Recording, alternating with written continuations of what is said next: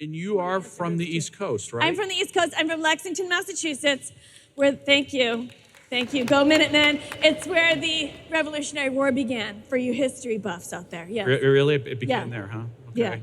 Yeah. The Jacob brothers apparently are also from the Boston area. Yes, I heard that they're from Boston as well. Yeah. Would you like to meet them? Sure. I'd love to meet some fellow New Englanders. Well, sure. good. Let's welcome out the Life is Good co-founders and ASUG members, Bert and John Jacobs, ladies and gentlemen. Hey, guys. Let's get this party started. Let's get it started. You're smart. Oh, wow. They really are from Boston. They're from Boston, aren't they? I could use some help with this, please? Yes. Allow me Please? to translate. Thank you. One moment. Hey, how you guys doing? I heard you came wicked far for this show here, and I might just translate for you, if you don't mind. Would that be copacetic with you? Yeah, sure. Yeah, sure. Thank you. They say sure. Okay. Yeah. Okay. All right. You may have to translate for all these folks too. Okay. You guys can start. Go ahead and start. What's up, ASUG? Geez, this place is huge. Yeah, look at it, all these smart people. It's like opening day at Fenway Park. Okay, what they said is, esteemed ladies and gentlemen, what a lovely space we are in. We're wicked, I gotta tell you, we're wicked psyched to be here. Totally fired up. Okay, the Jacobs brothers say it is their great honor to be here giving the keynote this afternoon. Could you tell them, Rachel, that the honor is ours? We're excited about their keynote presentation, and we look forward to seeing them later in the Life is Good Lounge up on the 3rd floor. Okay. Yeah, I know that's a tough one. Okay. We're all excited, bros. We're wicked psyched for your performance. Excited later if you feel like getting plastered. You don't even have to go to the Packy. There's an open bar. Fire it up. Fire it up to party, hawk some teas for a wicked good cause. Yeah. We're gonna knock some beers. You can drink some Chardonnay. We'll get this party going. And Tom Brady's the best ever. Okay, they say they're looking forward to the celebration. They're happy to speak with you on an individual level about their business model over the beverage of your choice. Awesome. Well, and Tom Brady is the greatest ever. Okay, that part. They say. Yeah, okay, great. Guys, take it away. Great to have you here. Ladies and gentlemen, Bert and John Jacobs. Thanks, All right, guys. wicked Have awesome. fun. All right, Thank you. Good to see you. Thank you, guys. Don't worry, our accents are not that bad. It will show up here and there. The first thing we want to find out is if ASUG can catch a Frisbee. What do we think? Come on now. One more try, right here. Absolutely not. No big surprise. This, thank God, is not me.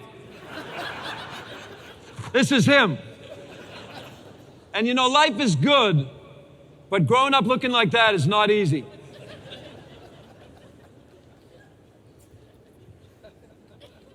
It's also not easy cutting your own hair with a weed whacker. Looks like you found a way, Bert. Bert and I are the youngest of 6 siblings. We grew up in a small house outside of Boston, Mass. Our dad was a World War II veteran, worked in a machine shop. Our mom kind of ran the circus at home. If any of you guys are from big families, you know that there's not a lot of photographic evidence that you existed as a kid. I love this photo here because it's a great disclaimer for me. I'm a bit of a space shot, but if you look closely at this photo, Bert's on the top bunk, I'm on the bottom. If you zoom in a little bit to that radiator, it's clear that I've been snacking on lead paint on a nightly basis, which explains a lot. And we both love this photo because it shows our parents were way ahead of this whole green movement. Never mind 100% organic cotton sheets. How about no sheets at all? When John and I were in elementary school, our parents actually had a near-death car accident. And our mom had her seatbelt on, and she fared better than our dad. And our dad lived, but it changed his life in ways that are hard to explain. He lost the use of his right arm, and he became severely depressed. And so a lot of our childhood, our parents, our dad was screaming and yelling at the house, screaming and yelling at our mom, screaming and yelling at us kids. And it's easy as adults to look back and realize that he was screaming at himself. But as a kid, you don't realize that. Our mom was the first powerful optimist in our lives. When she told us bedtime stories, she didn't just tell the story. She acted it out. She became the big bad wolf. She became the pirate and took us out on forbidden seas. She took us up the marble steps of grand castles. And as little kids, we begged for more. We begged for more at bedtime. Maybe the greatest gift that our mom gave us, we thought as kids, the greatest gift was that she showed us that although we were a family that didn't have the money to travel to Disneyland on vacation, we could travel in our minds. She showed us how to be creative. As adults, when we look back, we realized there was an even greater gift, and the gift was given to us at the dinner table. Every night, no matter what was happening, our mom would look around at her 6 kids and say something very simple. Tell me something good that happened today. And when she did that, simple prompt, tell me something good that happened today, she changed the energy in the house. Whatever dysfunction, and every home has dysfunction, it kind of dissipated, and all of a sudden we started acting like a family. She showed us that our disposition matters and that we can change the energy. And if you start your business meetings just wide open for anyone to do anything, they can often start talking about the problems in the market. They can start talking about the problems in politics. And all of a sudden, et cetera, your 35-minute meeting, you only have 10 minutes left, and you have 10 minutes to try to solve the problems. What our mom showed us is that we all have a choice to focus on what's wrong with your life or what's right with your life. And it's smart to acknowledge what's wrong, but it's even smarter to pour your limited resources into what's right with your life and grow those things. When John and I graduated from college, if we were smarter, we would have taken the advice from our mother and immediately started the t-shirt company Life is Good. But we didn't. We started making t-shirts and selling them in the street. This picture's taken probably 1990, maybe 1989. And we're out in the street in South Boston selling t-shirts on St. Patrick's Day. Most days we sold to foot traffic coming and going from the city. We bought a used van and we decided to call it the Enterprise because we told each other we will boldly go where no t-shirt guys had gone before. And we ripped out the seats in the back of the van, we filled it with t-shirts, and we do these road trips up and down the East Coast, selling shirts door to door in college dorms.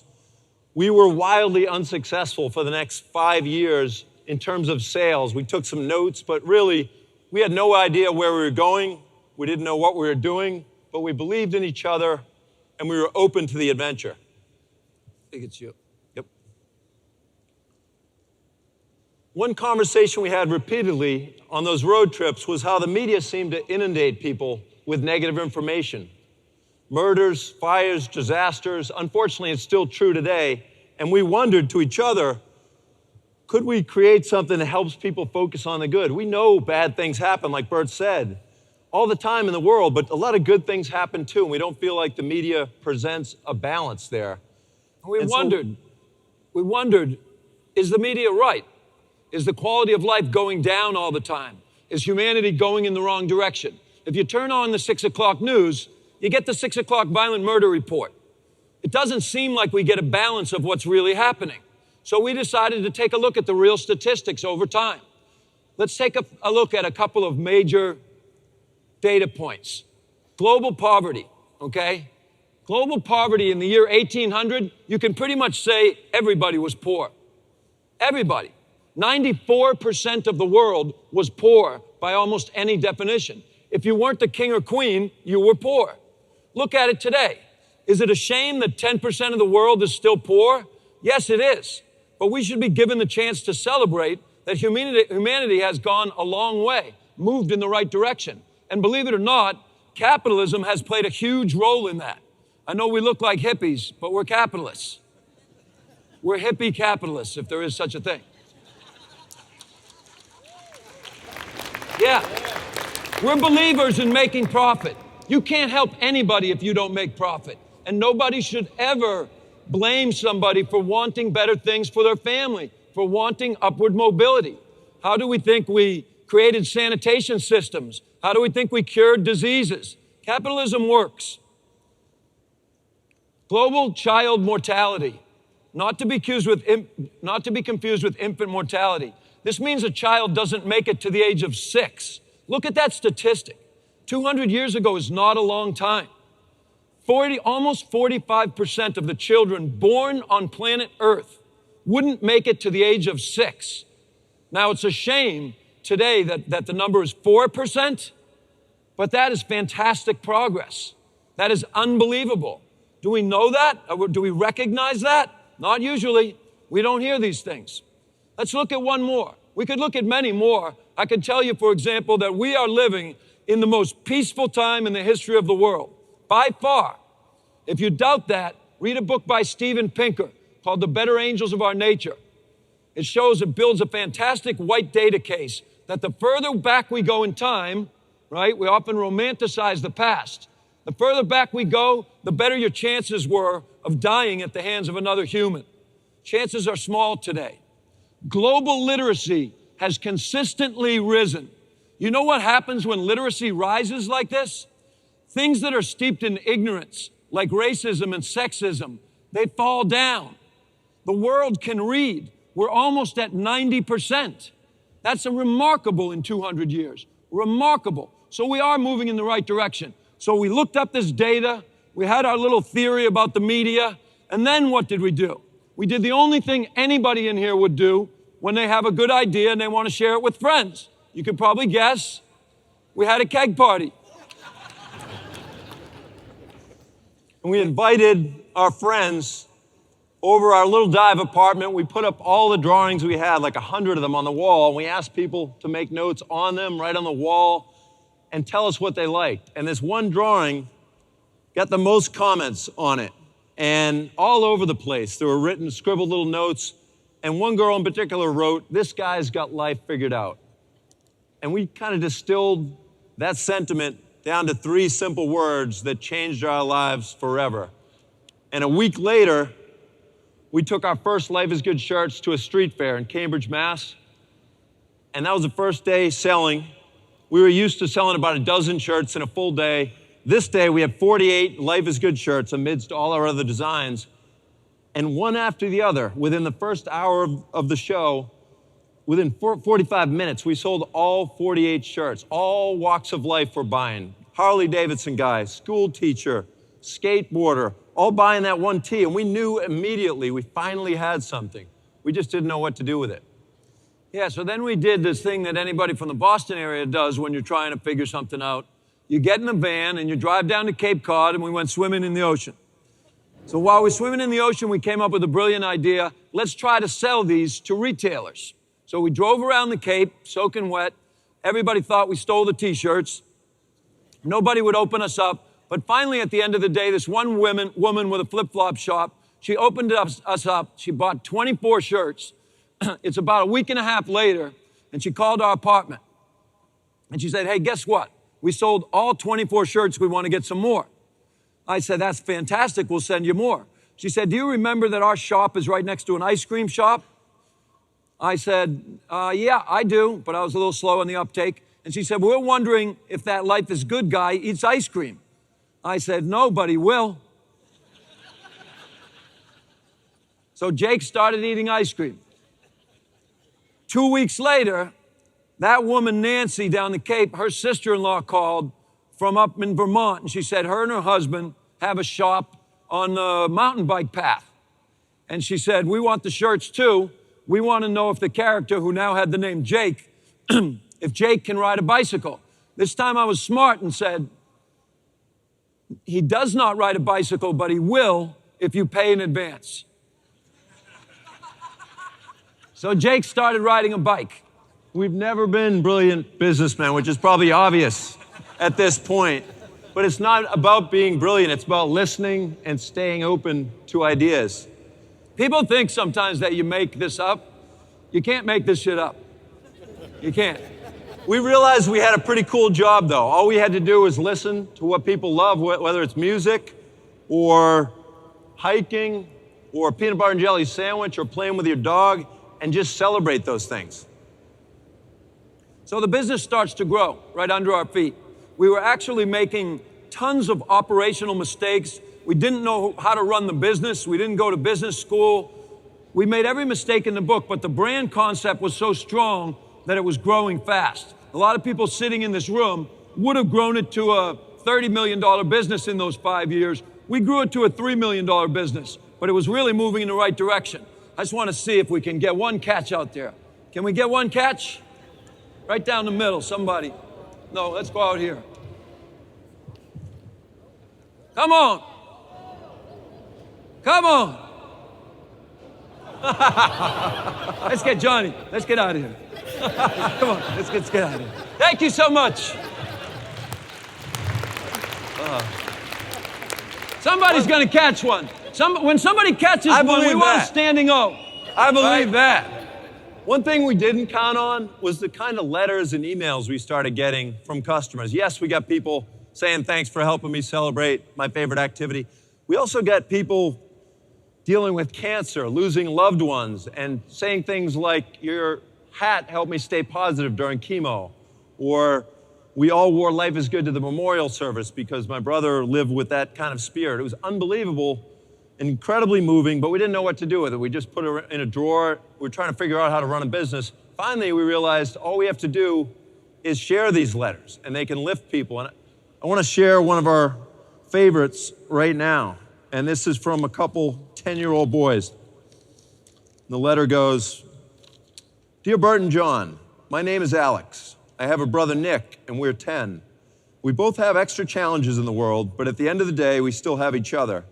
We were both born early and weighed a pound, so we had a lot of growing to do. When I was born, I had my leg amputated. Nick is blind. Me and Nick have all your shirts with the things we like doing best, but if you ask us what we do best and what makes us happy and laugh most, it's just being together. I know now that Nick has more challenges than I do, but he says and does things that make me laugh and forget feeling bad. I don't know how to describe it other than I love him. You're lucky to have a brother too. He doesn't know my brother. I hope you do fun things together. Your friends, Alex and Nick.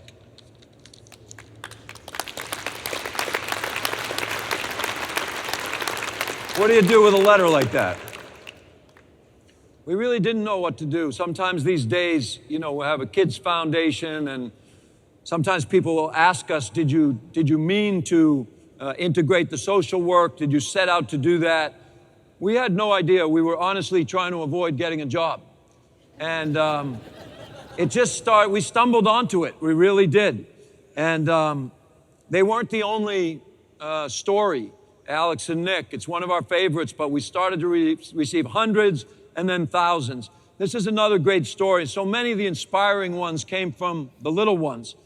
This young woman's name is Lindsay. Lindsay in the photo is 11 years old, and she was diagnosed with terminal bone cancer. And they interviewed her in the Boston Globe, and they asked if she understood her prognosis.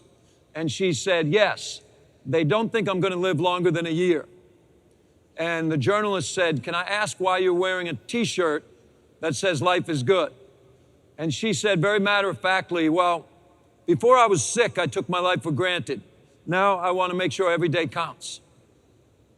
Powerful, powerful courage from a kid. So we actually became friends with Lindsay, and she taught us an enormous amount of things. Can you go back one, please? We learned this priceless phrase from one particular letter that kind of sums up the wisdom of this big community of people that have been through great adversity and somehow realize better than anybody what's important in life. And the phrase simply means, instead of saying have to, you can say get to in a lot of instances. When we're at work now, as much as we can, we don't say we have to go to a meeting, we have to work late.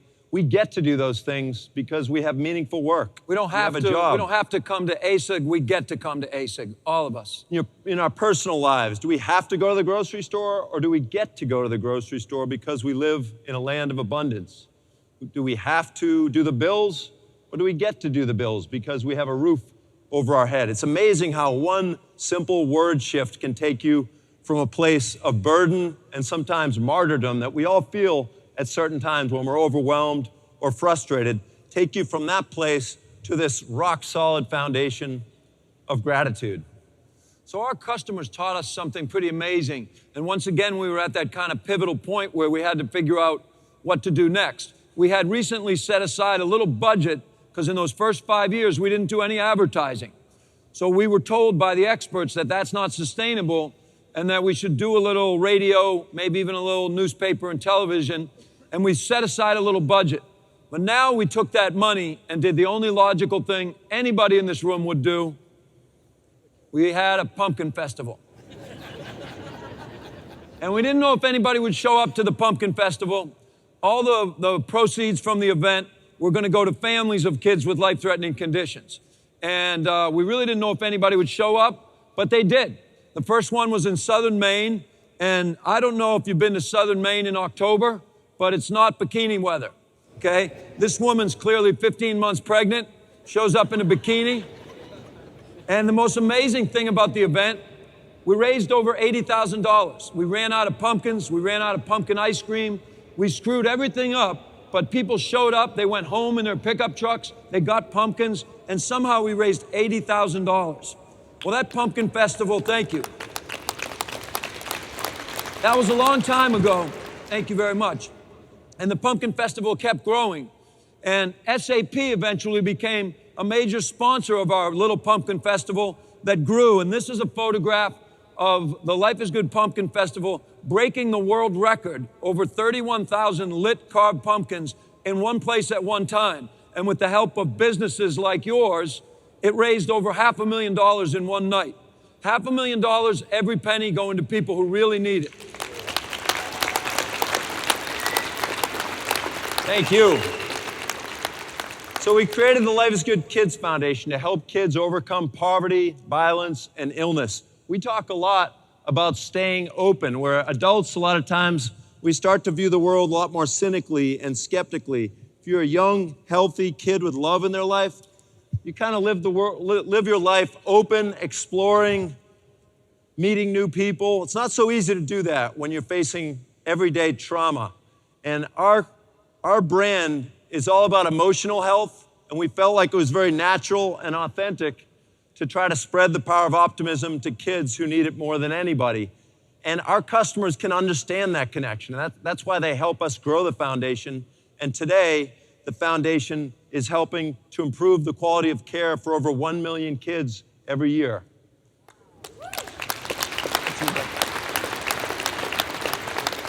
Thank you.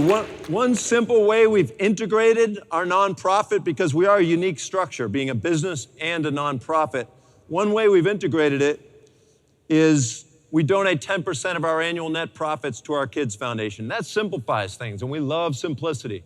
That means if you're packing a box for Life is Good or you're designing a new graphic, you're helping kids. And if you're a customer at any level, a partner or a customer buying Life is Good product, you know you're helping kids. Yeah, one amazing thing that surprised us was that the 10% of profitability, we've been a profitable company for a long time, and that 10% is real, and it gave us a basis for the social work. However, our customers raise more money on their own, not just by buying the t-shirt. They come to our website, they read about it, they donate money, they show up at events, they join our community. Anybody that knows anything about business today, it has become about building a community and enabling the community to participate in your story, in your brand, enabling them to write the story. Another massive benefit to us has been our employees. Our employees have told us over and over that the most galvanizing thing we've ever done is start the Kids Foundation. So our retention rate is really high. People come to work as graphic artists, working in the finance department, working in the IT department, selling, and they work hard all week long, but they don't feel like they have to volunteer their time on the weekend. They feel like if they do a good job, right, as a professional working at Life is Good, that they're saving children's lives, and they are. So it's a fantastic thing once you can make it part of your organization, and more businesses are moving in that direction. This is a photograph of the Life is Good Music Festival. That's the evolution of the Pumpkin Festival. This is what 30,000 optimists together having a great time look like. These events now raise over $1 million at every single event. And when you buy a cold beer or a bite to eat or a ticket, guess what? Every penny goes to families who really need it. And what happens to our brand as a result? What happens capitalistically? More people learn about our value system. Those same people that help those kids, maybe not directly, it's not transactional on the spot, but at some point when they bump into our brand, guess what? They buy a Life is Good t-shirt. And what people are willing to wear on the outside, what they put on their chest, says a lot about who they are on the inside. And our community says, we believe life is good. Bert, that picture makes me want to throw a disc. Do you mind? Throw it, baby. Who wants one? Who's going to catch it? Don't go easy, John. Throw it. I want it to go. Who wants a disc? I'm going deep. Hey, catch that disc. Somebody catch that. No. We got two more. No. We have faith. Let's We get out of believe. here. Let's get out of here. At our music festivals, we welcome people of all ages, even little kids like this. I have no idea what this kid is looking at, but we blew his mind. Mom wasn't happy about it. I think one of the biggest lessons for us, and anybody in business really, customers don't care if you're the smartest or the fastest or the strongest, because we're not, and we never have been. Our definition of branding is know who you are and act like it. Very simple. Know who you are and act like it. And if you can do that consistently, your customers will believe in you. And so consistently, we've done the same thing, which is help people who need it and write simple, positive messages on t-shirts. It's not rocket science, but we've done it for 23 years. And what happens is our customers have built our business. They kept building it year after year, and our community kept growing. Why? Because they knew what to expect from us. I think we always try to reinvent our businesses too much, and there are certain stabilizing factors, our value system, that we should leave in place. You'll see that we're not perfect, and when the recession hit, we started moving in the wrong direction. But we looked inward at ourselves, and we made changes. None of the value system changed, but we made changes in technology, we made changes with operations, we made some staff changes, and now we're back in growth mode, and we're happy about it. This next one is a picture of Richard Branson and I. It has nothing to do with the talk. I just wanted you to know I hang out with Richard Branson. How we doing? It's good to be here. Hey, I'm gonna do a little coaching here. This is how you catch a Frisbee, with two hands. So far, we've broken 2 noses and 1 woman's glasses. Catch it like this, like an alligator, okay? Who wants it? Somebody stand up. That's too close. All right, you catch it, but you got to throw it back. Let's see what Wow! Yeah, man. That was good, but it doesn't count because this ain't middle school. Somebody, we're going deep. Okay.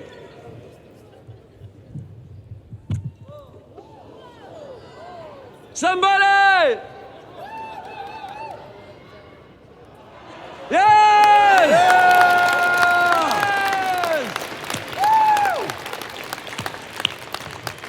Very nice. Got nice. it. They're 1 for 1. When you're in business making t-shirts, we call it every day at noon and go out and play Frisbee, so you get good at it. 2 for 2 on the last 2 catches. Yes. So we had some interesting and exciting offers over the years about writing a business book, and both Bert and I weren't that excited about that idea because a lot of businesses we felt start in the garage or in a truck. You know, how unique was our story? But the reality is, as we talked to a publisher, and our publisher ended up being National Geographic, as we talked to them about our values, what we call the Life is Good superpowers, these are values we learned from our customers, they could see us lighting up as we talked about these things. And they said, together we kind of decided, why don't we base the book on these 10 superpowers? And these are superpowers unlike Herculean strength or X-ray vision or bullet speed. superpowers that are accessible to all of us. And optimism is the thing that enables us to access all of these superpowers. And so this book, every chapter features a letter from our community and tips on how you can bring this superpower more into your life. And in order to launch the book, we got the great opportunity to go back to our roots. It had been 20-something years since we were in the van together. Yeah, I just want to point out, too, that those superpowers, those values, we all have to follow trends. We all have to look at these cultural trends. And we're talking about value systems that don't change. Those values are the same values that your great-great-great-grandparents had if they had happy and fulfilling lives. And guess what? Those values, the one we're celebrating on every t-shirt, those values are the ones that your great-great-great-grandchildren will have if they're going to live happy and fulfilling lives. There are some things that don't change, and those are good foundational values for a business and for life. So Bert and I got a really fun chance to get back out on the road in a slightly pimped up version of the old van. And we went across country to 40 different communities in 60 days. We raised over $1 million for our Kids Foundation and various events along the way. But by far the most exciting and fulfilling part of that trip was we got to meet in person a lot of the people that had written the most inspiring letters over all those years. And we want to show you a few of those. I don't know if anyone could recognize these guys. It's Alex and Nick, who are now 17 years old. And honestly, as we approached meeting up with them, I was like, there's no way they're going to live up to the wisdom of that simple letter. Like, they're just teenagers. But sure enough, they're old souls. They're funny. They talked about how they used humor to get past some bullying. They took a lot of heat for their various handicaps. And they were incredible. And one thing that cracked both of us up is we asked them for example on the humor. They said, oh yeah, people are always like very sensitive around Alex because he lost his leg. And when they finally ask us what happened, we like to just make up shark stories or like crazy stories. And their mom was standing there too. And he goes, our mom doesn't like this one, but we have one story we tell people where our mom is from this remote island of cannibals, and she actually ate Alex's leg. And we're like, Nick, how long do you mess with people? He's like, as long as I can. Yeah, remarkable kids. It was fun. We just went and had a nice lunch with the parents and the kids, and just look at them. Like one kid still has one leg, one kid's still blind, but look at those smiles. They made a choice in their lives, and it's absolutely remarkable. Here's another one. You know who this is? This is Lindsay Beggin, the 11-year-old who wasn't supposed to make it to 12.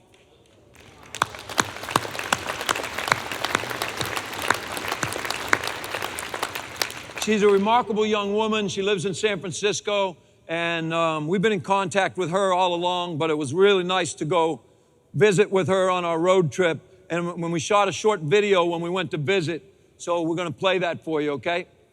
Right here? Okay, are my feet the right? I keep like turning this way, I don't know why.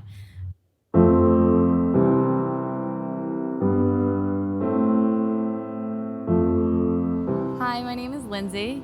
I was diagnosed with Ewing sarcoma, a bone cancer, when I was 10 years old. I was going through chemotherapy and lost all of my hair, so a bunch of our family friends donated hats to me. The one that stuck out to me the most was this Life is Good hat. I was diagnosed on Marathon Monday of 1998 and wore it through the following August of 1999. So it's a little bit worn out now, but I keep it as a reminder. It reminded me to be positive and happy and excited, even though I was going through something that was a little bit difficult. A few months after I got the hat, I was interviewed on the radio and newspaper, and John and Bert from Life is Good reached out to me. I couldn't believe it. As a 10-year-old, wearing a hat, inspiring someone was pretty cool. And I got to meet them. I had so much fun and have been in touch with them ever since. They asked me, why did I wear a Life is Good hat? and I told them life is good, no matter what. Well, I brought a little Oh, old school. flashback. Come on. God. Oh. That's awesome. Is that the original? Original. Wow. Faded a little bit. Still fits A though. hubcap. Hubba, hubba, hubba. Be a hubcap lover. Get it for your sister and get it for your brother. How about Lindsay? It's really been amazing. I want to point out something before this. It's amazing where making a T-shirt can take you, and the incredible people like those twins and Lindsay, the path of life. You never know where it's going to take you. And the important thing to realize is, though, we might make T-shirts, and you guys do fantastic things with technology, but none of us were born for business. Business was born for us.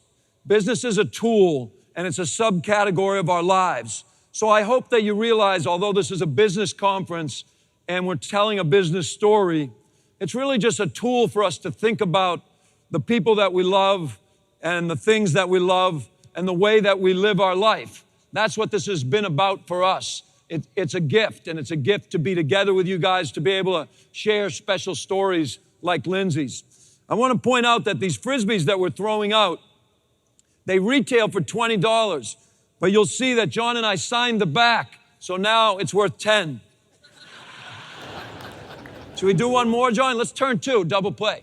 All right? So hit me, and then it's going out. Tap!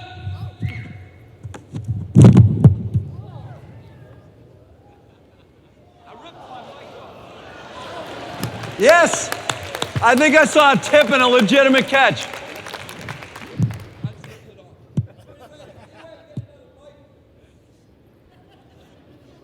Can you hear me? Yes. How many want just me to have a mic? Yeah! That was not a quarter of the crowd. All right, let it go, Johnny. All right. Who Somebody wants catch it? that. Make some noise if you want a disc. Anybody? Somebody's got that. Tip and a catch! Yeah! Straight in. Hey, it's really been our pleasure to be here. This last graphic, this graphic on the screen and the shirt that we're wearing, this is our latest fundraising effort, and we think it's going to be our biggest and best one yet. This graphic can't be purchased anywhere. You can't buy this T-shirt. You can only get this T-shirt by donating a couple $100 to our Kids Foundation. And so far, it's really successful. I don't want to guilt anybody in here into donating to get this T-shirt, but if you don't immediately go to our booth, which is behind, on the second floor behind the screen here, you will go to hell. And I don't know if you're familiar with the concept, but it means that, I hesitate to say this, but yeah, your flesh burns eternally. So you're getting off cheap. I mean, a couple $100, and you don't have to go through the flesh burning eternally. That's pretty good. It's hot down there. It is right after this. We're going directly to that booth, and we welcome you to join us, but mostly we want to just thank you for giving us a little time and welcoming us to this incredible event. And sorry, just one more administrative thing. That URL on the bottom, if you want to, there's a quicker line. If you go to use that URL now and you order the T-shirt, then it'll be ready for you and you can skip ahead of the line. Thank you guys so much. Be good to each other. Everybody? Yep.